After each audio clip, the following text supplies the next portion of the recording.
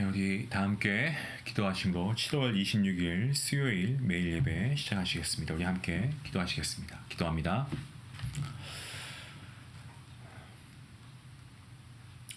우리 인간의 모든 생사 화복을 주관하시는 만군의 여호와 하나님, 오늘도 하나님께서 우리와 함께 하시고 이 시간 말씀을 통하여 우리가 오늘 하루 살아갈 수 있는 귀한 힘을 주시니 감사합니다. 오늘도 만물을 새롭게 하시는 주님의 영이 말씀을 통하여 우리 안에 충만케 하여 주시옵소서. 오늘도 우리가 하나님의 말씀 앞에 나아갑니다. 하나님, 이 말씀이 때로는 우리에게는 너무나 두려운 말씀일 수 있습니다. 우리가 그리 살지 못했기 때문에 정말 우리 자신을 볼 때에 한없이 부족하고 연약하여서 정말 우리가 때로는 하나님의 은혜를 고백하지만 그럼에도 불구하고 정말 우리가 하나님 앞에 말씀 앞에 서면 너무나 부끄러운 우리 자신을 볼 때 때로는 화가 나기도 하고 때로는 연약한 우리의 모습을 통하여 초라하게 느껴질 때도 있습니다. 하지만 이 시간 다시 한번 하나님께 간절히 기도합니다. 하나님, 말씀의 은혜가 우리의 모든 연약함을 다 아버지 사라지게 허락하여 주시고 하나님의 말씀을 통하여서 우리가 새롭게 되며 말씀을 통하여 더욱더 담대하며 우리의 믿음이 날마다 자라갈 수 있도록 하나님 우리를 붙잡아 주시옵소서.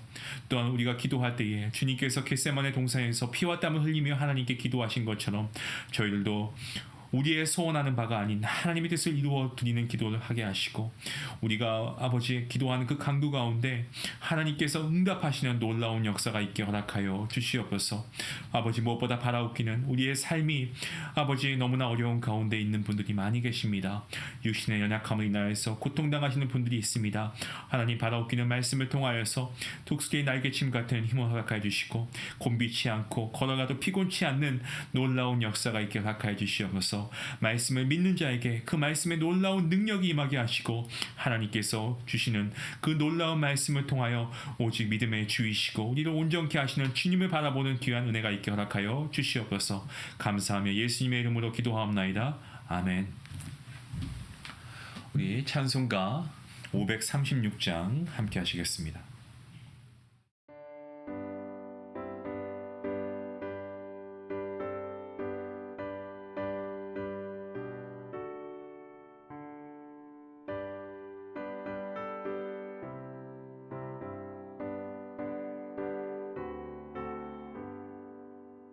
죄짐에 눌린 사람은 다 주께 나오라.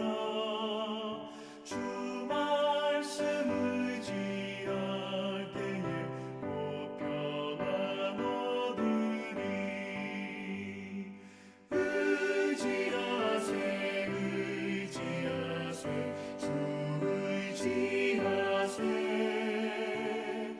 구하시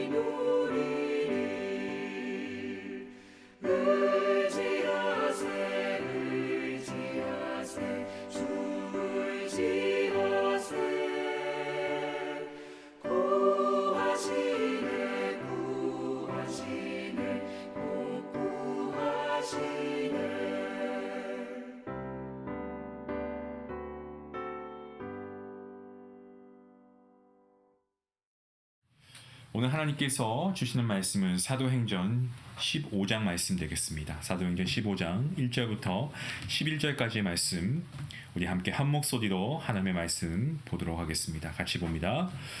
어떤 사람들이 유대로부터 내려와서 형제들을 가르치되 너희가 모세의 법대로 할례를 받지 아니하면 능히 구원을 받지 못하리라 하니 바울 및 바나바와 그들 사이에 적지 아니한 다툼과 변론이 일어난지라. 형제들이 이 문제에 대하여 바울과 바나바와 및 그 중에 몇 사람을 예루살렘에 있는 사도와 장로들에게 보내기로 작정하니라. 그들이 교회의 전송을 받고 베니게와 사마리아로 다니며 이방인들이 주께 돌아온 일을 말하여 형제들을 다 크게 기쁘게 하더라. 예루살렘에 이르게 되어 교회와 사도와 장로들에게 영접을 받고 하나님이 자기들과 함께 계셔 행하신 모든 일을 말하며 바리새파 중에 어떤 믿는 사람들이 일어나 말하되 이방인들에게 할례를 행하고 모세의 율법을 지키라 명하는 것이 마땅하다 하니라. 사도와 장로들이 이 일을 의논하러 모여 많은 변론이 있은 후에 베드로가 일어나 말하되 형제들아 너희도 알거니와 하나님이 이방인들로 내 입에서 복음의 말씀을 들어 믿게 하시려고 오래전부터 너희 가운데서 나를 택하시고 또 마음을 아시는 하나님이 우리에게와 같이 그들에게도 성령을 주어 증언하시고 믿음으로 그들의 마음을 깨끗이 하사 그들이나 우리나 차별하지 아니하셨느니라. 그런데 지금 너희가 어찌하여 하나님을 시험하여 우리 조상과 우리도 능히 매지 못하던 멍에를 제자들의 목에 두려고 하느냐. 그러나 우리는 그들이 우리와 동일하게 주 예수의 은혜로 구원받은 줄을 믿노라 하니라. 아멘. 우리가 읽은 본문 사도행전 15장이죠. 이 15장은 기독교 역사상 최초의 종교회의인 예루살렘 공의회가 소집된 이유와 그리고 그때 결정된 사항들을 알려주고 있습니다. 15장 뒤에 있는 말씀의 이 말미에 가서는 사도 바울의 2차 전도에 관한 기사가 시작되어서 사도행전 18장까지죠. 18장 22절까지 그 내용이 이어집니다. 사도 바울의 1차 전도에 관한 기사가 사도행전 13장과 14장이고요. 사도 바울의 1차 전도와 2차 전도 사이에 이 예루살렘 공의회에 관한 기사가 들어갔는데 그 이유는 이방인 전도에 있어서 중요한 결정 사항이 있기 때문에 그렇습니다.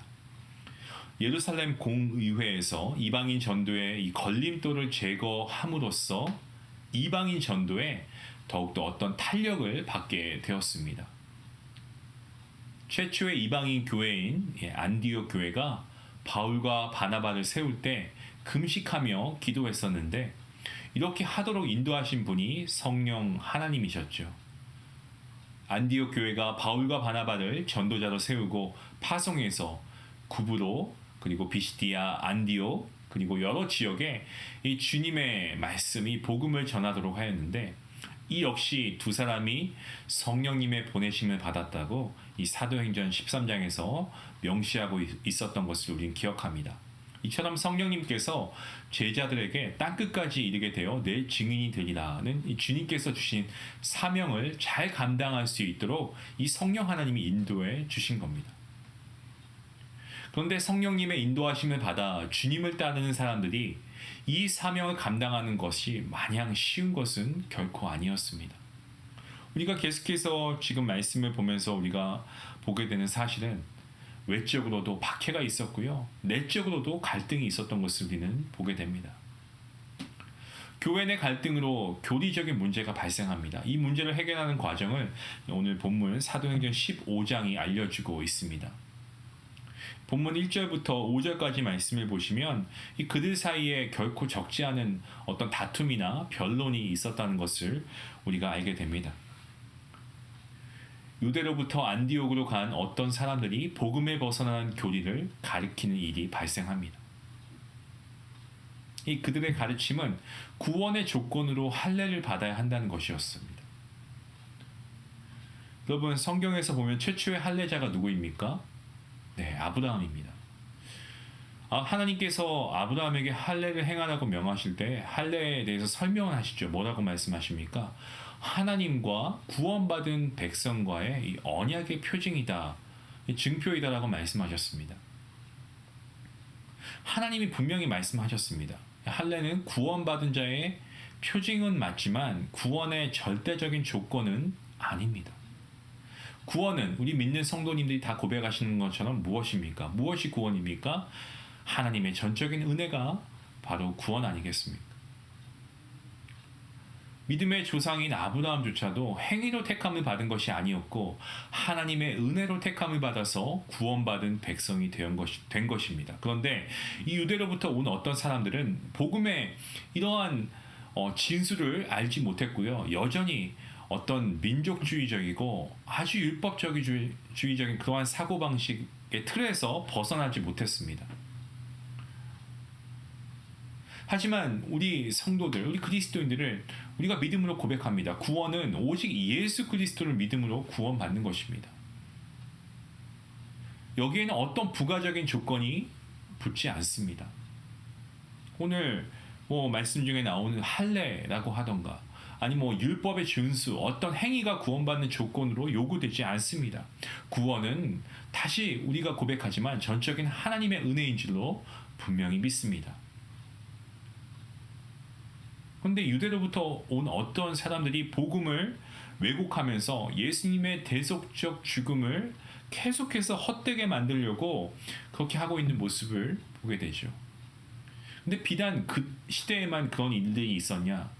오늘날 가운데서도 이 교회 안에서 복음의 본질에 벗어난 것을 마치 이것이 정통인 양 주장하는 이들이 있다라는 거죠. 말씀에서 말하는 것이 아닌데 이것이 우리 교회 전통이다라고 하고 말하면서 결코 성경적이지 않은 것임에도 불구하고 교회 전통이니까 이게 성경적이고 주님의 가르침이다라고 주장하면서 복음을 왜곡하는 그러한 교회들도 있습니다.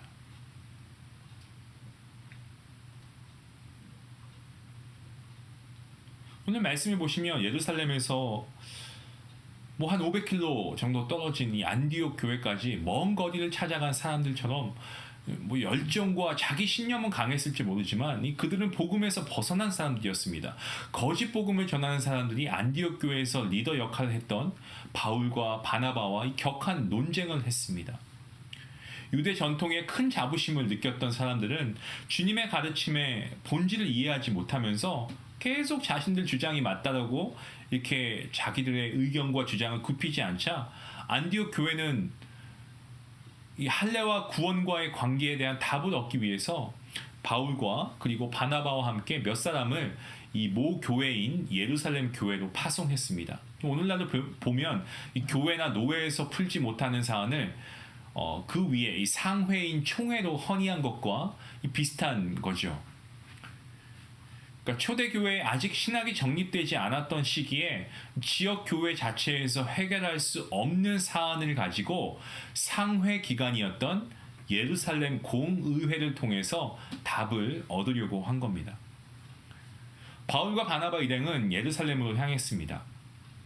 갈 때 어떻게 갑니까? 직행하지 않았고 가면서 이 지중해 연안 지역인 베니게와 이방인으로 취급을 받았던 이 사마리아인 지역을 거쳐서 갔습니다. 바울과 바나바 일행은 이 지역에서 이방인들이 주께로 돌아온 일, 3절 말씀에 이렇게 나와 있는데 다시 말씀드리면 이 구브로와 이 비시디아 안디옥과 그 외 지역의 이방인들에 대한 1차 전도의 열매를 알리면서 이 경유지의 성도들과 기쁨을 나누었다는 겁니다. 예. 그러니까 바울과 바나바는 예루살렘에 도착해서 교회에 하나님이 자기들과 함께 계셔서 행하신 모든 일, 1차 전도 결과를 지금 상세하게 보고합니다. 본문 4절 말씀에 보시면 말하다라는 이 동사가 나오는데요. 이것도 역시 원어를 한번 살펴보면 그냥 말하는 것이 아니고 상세하게 세세히 말하는 것을 가지고 있습니다. 그러니까 상세하게 이야기한 뜻을 가리켜서 우리말 성경으로는 말하매라고 이렇게 기록하고 있습니다. 바울과 바나바의 보고를 듣게 됩니다. 상세하게. 그리고 이들의 보고를 듣던 바리새파 출신의 어떤 교인이 이방인의 할례 준수를 주장합니다. 예루살렘 교회의 다수의 유대인 그리스도인들은 여전히 이방인 그리스도인들도 이 할례를 준수해야 한다, 이러한 사고에서 벗어나지 못하고 있었습니다. 안디옥 교회에서 헌의한 이 할례 준수 문제를 예루살렘 교회의 교인도 제기하니까 이 사안을 의논하기 위해서 사도들과 장로들이 모임으로 예루살렘 공의회가 개최가 된 것입니다. 자, 그런데 할례 준수 문제가 쉽게 일단락되지 않았습니다. 본문 7절 말씀을 보시면 많은 변론이 있었다라고 우리가 알 수 있는데요. 이 변론이 너무나 많았던 거예요. 그래서 그 정도로 사람들의 의견 발표와 의견이 많으니까 시간이 얼마나 많이 흘렀겠습니까? 긴 시간이 흘렀음을 우리가 분명히 알 수 있게 되는데요. 그럼에도 불구하고 어떤 합의점이 없는 겁니다. 합의된 결론이 나지 않으니까 이에 베드로가 어떠한 발언을 하게 됩니다. 본문 7절, 8절, 9절, 10절 그리고 11절까지 말씀에 사도 베드로의 발언이 나오는데 이전에 발언했던 사람들처럼 단순히 개인적인 견해를 밝혔다 이렇게 볼 수는 없을 것 같습니다. 이 사도들의 사역 가운데 성령님의 인도하심이 있었듯이 사도 베드로의 이 발언은 성령님의 인도하심에 따라 예수님의 가르침에 근거한 말이었다라고 그렇게 보시면 될 것 같습니다. 교회는 논쟁이 되는 사안에 대해서 결론을 내릴 때 교회에서 지도자의 위치에 있는 사람들의 의견을 듣는 과정도 중요합니다. 중요하지만 무엇보다 이 주님의 가르침에 맞는 결정을 내리는 것이 중요합니다. 베드로가 이 말하고 있는 이 발언의 핵심은 구원에 있어서 이방인과 유대인들과의 차별이 없다는 겁니다. 그게 핵심이에요. 구원은 이방인 그리고 유대인 어떠한 차별도 없다라는 것이 이 베드로가 발언하고 있는 것의 주된 메시지입니다. 구원은 인종이나 어떤 그런 것들과 상관없이 모든 사람이 동일하게 예수님을 구원자로 영접하면 예수님을 믿음으로 받는 것이 구원입니다. 하나님께서 유대인처럼 이방인에게도 동일하게 성령님이 임재하시는 은혜를 주시고 또한 믿음으로 이방인을 정결케 하시기 때문에 이방인과 유대인을 차별하지 않으시는 하나님을 시험하지 말고 이방인에게 할례와 율법 준수와 같은 그러한 멍에를 매게 하지 말라. 이게 바로 베드로가 말하고 있는 이 발언의 메시지인 것입니다. 아마도 베드로가 이 말을 할 때 하나님의 명령에 따라 이방인 백부장 이 고넬료에게 복음을 전하고 그의 가족에게 이 세례를 베푼 것을 염두에 두지 않았을까 생각합니다. 이 구원에는 차별 없음이 아무런 차별이 없다는 것이 이미 일단락 되었는데 왜 다시 이 일을 끄집어내서 거론하냐. 베드로는 거기에 대한 어떤 질책 그리고 안타까움을 토로하고 있는 모습을 보게 됩니다. 성도 여러분, 하나님께서 예수님의 보혈로 값없이 주신 이 그 값진 구원에 이 불필요한 조건을 달아 하나님을 시험하는 일은 없어야 됩니다. 그러한 교회는 그것은 온전한 교회가 아닙니다. 복음과는 전혀 상관없는 무관한 어떤 불필요한 조건을 다는 것은 이건 자기만의 문제가 아니고 다른 사람을 결박시키고 속박하는 행위입니다. 오늘 베드로를 보시면 이 베드로의 의견은 간단합니다. 아마도 베드로가 최초로 아마 사도들 중에서는 최초로 이방인 선교에 대한 꿈을 하나님께서 주셨던 건 아마 사도행전 10장에서 우리가 살펴보았던 것을 기억하는데요. 하나님께서 이 글을 통해서 하신 일들을 제일 먼저 경험했던 인물이 바로 이 베드로였습니다. 베드로는 굉장히 합리적인 주장을 하고 있습니다.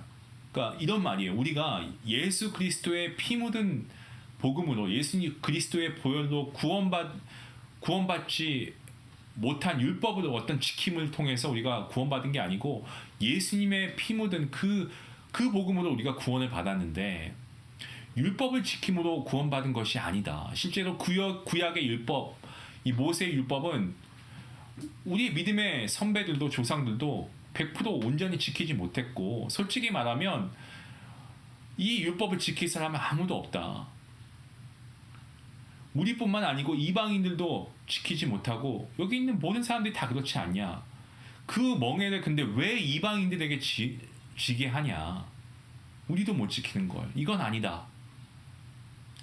오직 이 이방인들에게 우리가 자유함을 주는 것이 좋겠다. 뭐 이렇게 자기 의견을 베드로가 개진하고 있는 겁니다. 성도 여러분, 우리가 이 말씀을 한번 잘 생각해 보면 좋겠습니다.